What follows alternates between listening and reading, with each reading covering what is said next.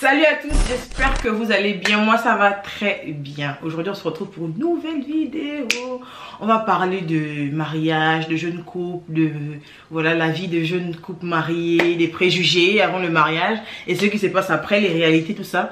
C'est un sujet dont j'aime bien parler avec mes amis, donc je voulais faire une vidéo dessus. En plus, les vidéos que j'ai faites sur le mariage, elles ont pas mal marché, donc je me suis dit que bon.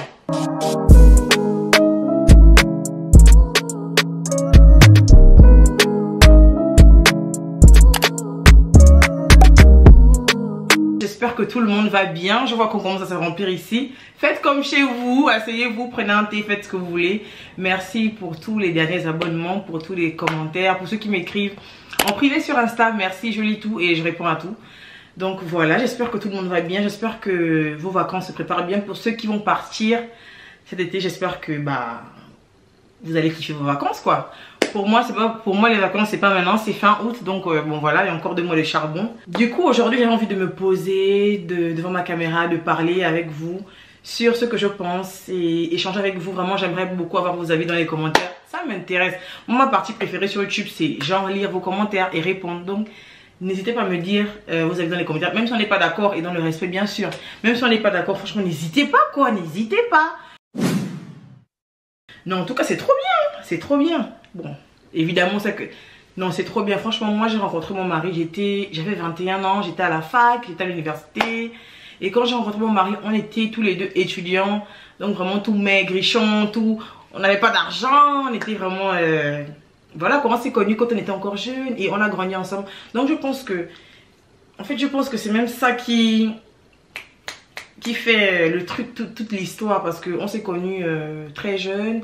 Aujourd'hui, on a 27 ans. On a cheminé ensemble. On a grandi ensemble. On a eu nos stages ensemble. Nos premiers emplois ensemble. Nos premiers CDI ensemble. Donc, en fait, on a vraiment grandi ensemble. Donc, le fait de s'être marié jeune... En tout cas, c'est côté que seulement que le mariage, c'est bien doux. C'est bien chic. En tout cas, le début, là. Les papillons dans le ventre seulement le soir. Non, un point très important vis-à-vis de la religion. Parce que moi, je suis chrétienne, je suis pratiquante. Me marier jeune...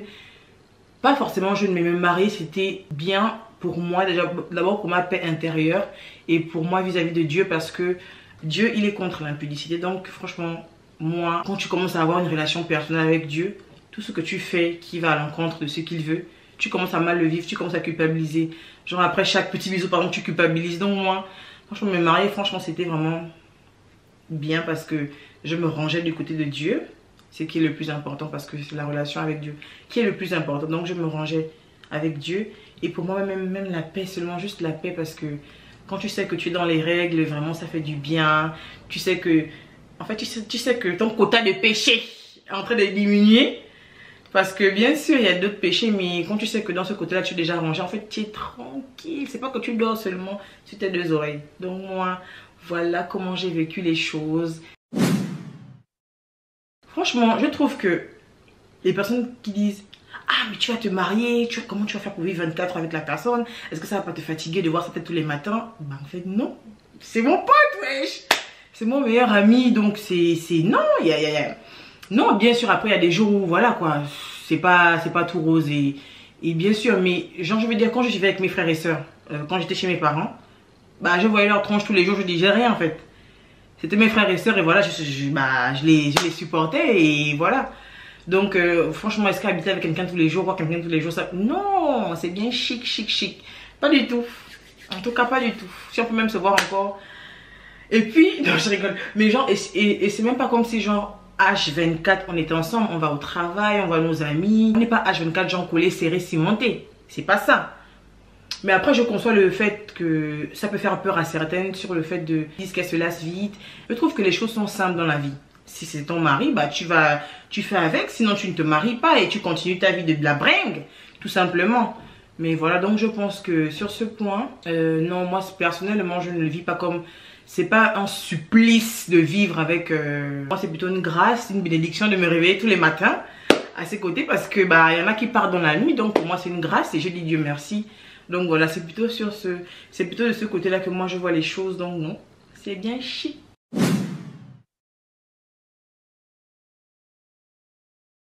Pas du tout. En fait, je n'ai jamais prié pour le mariage. Je priais pour le mariage autour de moi.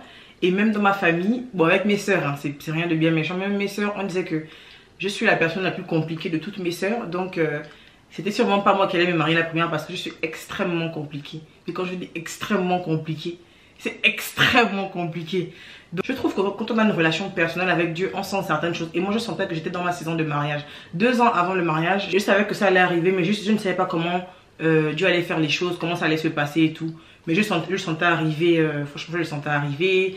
Je savais, j'avais commencé à mettre de côté. En fait, j'avais commencé à prévoir les choses. J'avais commencé à réfléchir, mais vraiment sans plus. Après, quand ça s'est concrétisé, ensuite, nous avons commencé à organiser le mariage. Puis je transpire en fait. C'est comme ça que j'ai senti que j'étais dans ma saison de mariage. Parce que quand on a une relation personnelle et intime avec Dieu, on ressent. En fait, on sent quand c'est Dieu qui parle. Moi, c'était mon cas.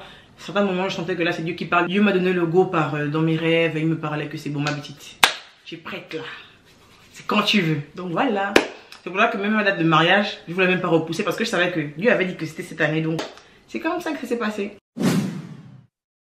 Honnêtement, je ne vais pas faire la crari. Je ne vais pas faire la coach, love, tout ça. Vous dire, ah, communication, fianton. C'est très dur. Que chacun se gère comme il peut parce que je ne peux pas répondre. Je ne peux même pas répondre à cette question parce que ce serait, je trouve, hypocrite de ma part. Alors que genre, c'est même pas encore un point que moi-même je maîtrise. Peut-être avec du recul, mais... les disputes, tout ça, je trouve que c'est pas encore un point que je maîtrise. Donc, pour ma part, c'est Dieu qui me dit, passe au-dessus de ça, regarde tout ce que vous avez traversé, regarde tout ce que vous avez construit ensemble. Donc voilà, c'est Dieu qui touche mon cœur, et voilà, parce que si ce n'est que moi,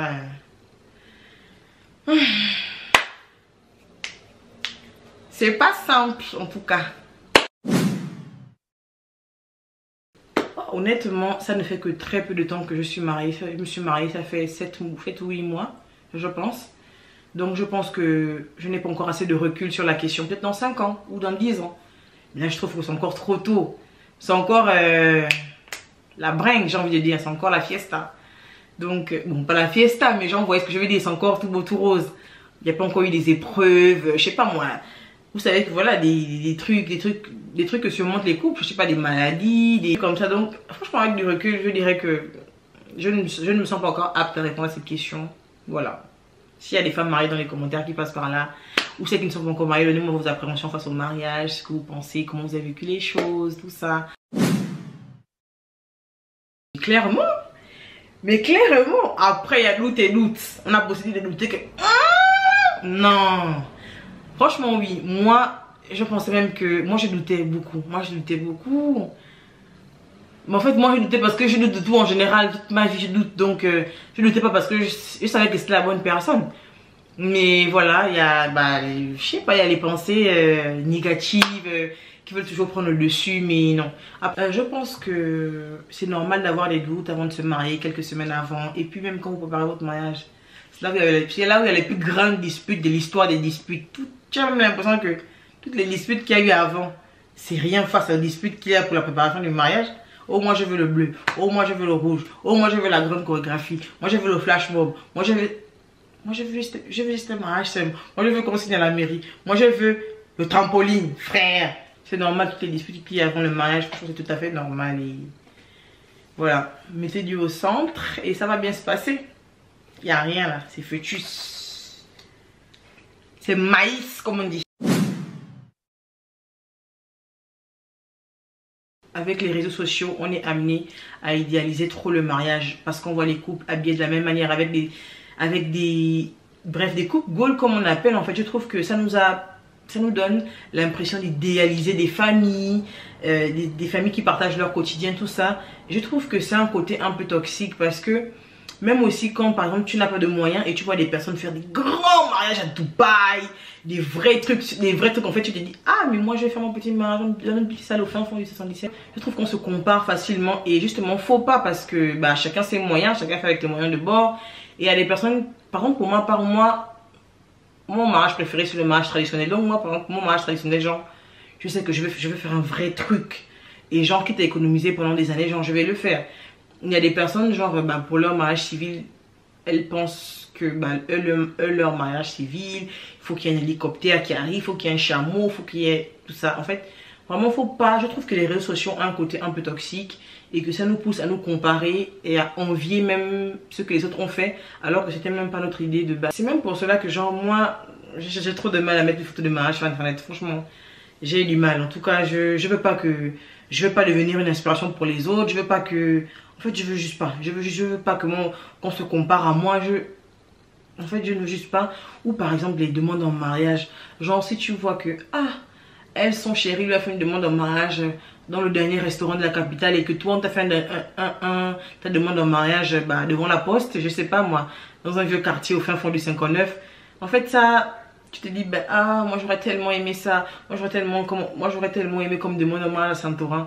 En fait, je trouve que c'est un côté toxique. Moi, part, je trouve qu'il faut savoir se détacher de ce qu'on regarde sur Internet et vraiment filtrer tout ce qu'on regarde parce que après, ça peut vous faire naître en vous la jalousie, l'envie. Et maintenant, vous allez vous endetter. Par exemple, des personnes qui font des mariages à 50K à faire des prêts.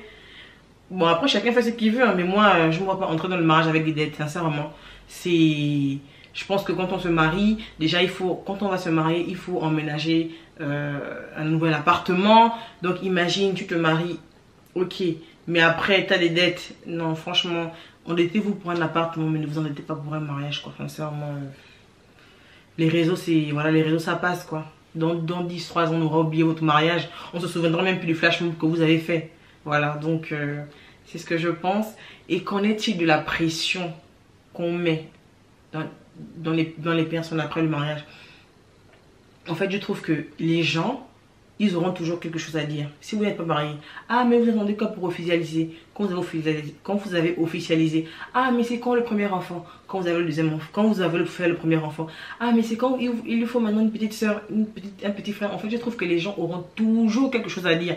Et genre, depuis que je suis mariée, je suis choquée, mais je reçois tellement de messages. Oh, c'est pour quand? C'est pour quand? C'est pour quand? C'est pour quand? Bon, je trouve que c'est pas méchamment dit, mais je trouve que, en fait, ces gens-là me mettent même la pression. Alors que frère, laissez-moi kiffer, laissez-moi voyager, laissez-moi enjoy ma première année de mariage, quoi.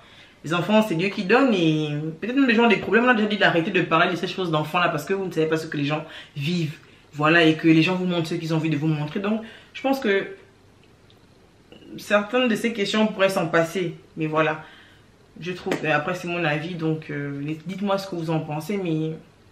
Moi, c'est ce que je pense. Je pense que, surtout la question des enfants, c'est une question vraiment... Il faut faire attention parce que il y a des personnes qui ont des syndromes des ovaires polykystiques. Il y a des personnes qui ont des problèmes...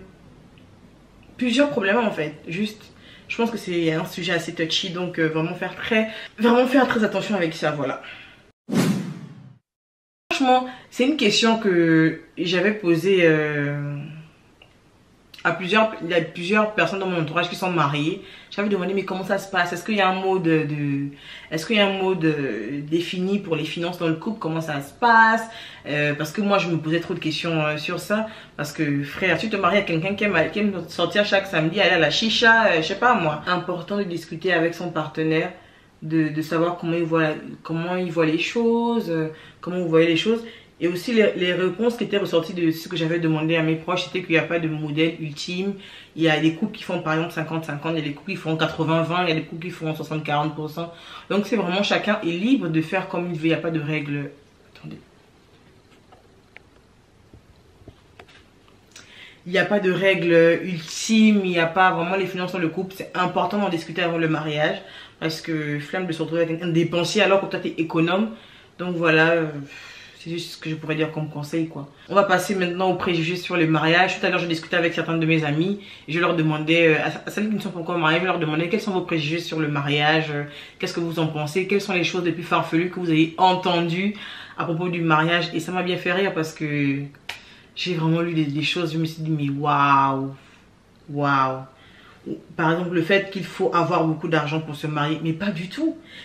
Mais pas du tout. En fait, je pense que ce sont les réseaux qui ont matrixé certaines personnes parce que, bah en fait, si tu veux ton petit mariage au calme, avec ta petite famille, tu fais ton petit mariage, tu fais ton petit resto, vous êtes mariés en fait. Pas besoin de mariage à 60K, avec un château à Versailles, je sais pas. En fait, je trouve que ce sont les réseaux et ce qu'on voit sur Internet, ce qu'on voit sur la toile qui a changé un petit peu notre perception des choses parce que les autres ont fait comme ça et nous aussi on veut faire comme ça.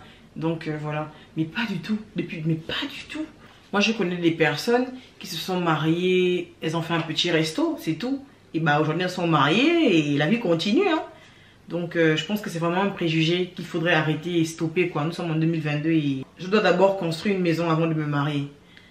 Ah, bon ça quand même.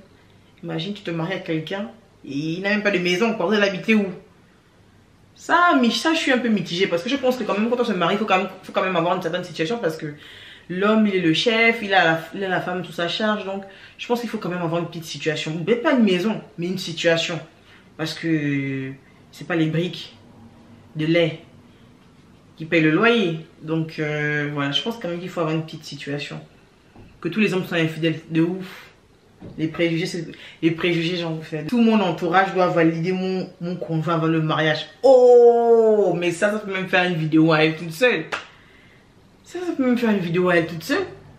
Non, mais à quelle heure? À quelle heure en fait? Enfin, c'est pas tes proches qui vont sortir, qui vont se réveiller à côté de lui. Wouh!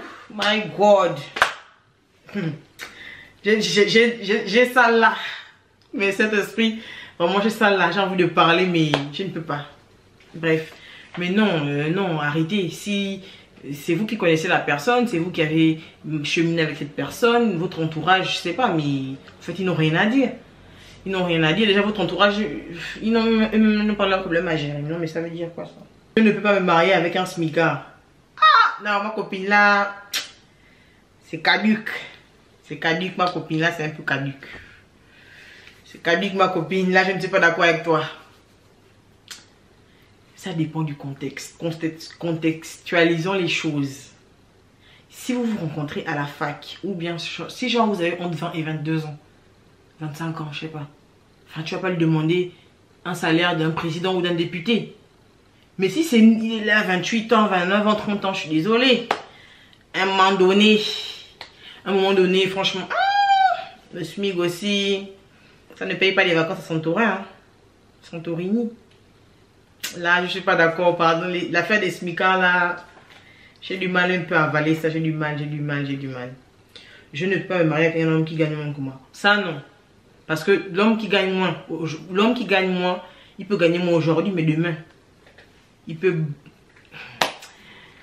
manier l'argent, non. Donc non, ça franchement non. Les filles, c'est vrai qu'il faut être matérialiste, mais il y a un moment, il faut redescendre quand même. J'attends qu'elle soit parfaite pour l'épouser, ça c'est pour les hommes ça. Il y a aussi, il faut que son passé soit clean pour que je l'épouse. Bon, ça sera mon mot de la fin. Il faut que son passé soit clean pour que je l'épouse. Je trouve que quand on prend une personne, on la prend avec ses défauts et ses qualités. Et quand on épouse une personne, on l'épouse pour son futur. Pas pour son passé. Parce que le futur, c'est le plus important. Donc, je trouve que quand on se marie, on ne devrait pas avoir à fouiller dans le passé de notre conjoint. Parce que le passé est passé et ça ne nous amène à rien. Donc, plutôt voir le futur parce que, bah, voilà. Donc voilà, c'est plutôt ça ce que je voulais dire. Donc non, on ne fouille pas dans le passé des gens. Et s'ils ont été... Bon, après, s'il a été un tueur avant. Bon, choisissez aussi bien vos chéris. Donc voilà, j'espère que cette vidéo vous a plu. Moi, ça m'a fait plaisir de discuter avec vous. N'oubliez pas de vous abonner, de liker, de commenter, de partager. N'oubliez pas de me dire ce que vous en pensez dans les commentaires. Je vous dis à la prochaine pour une nouvelle vidéo. Bisous.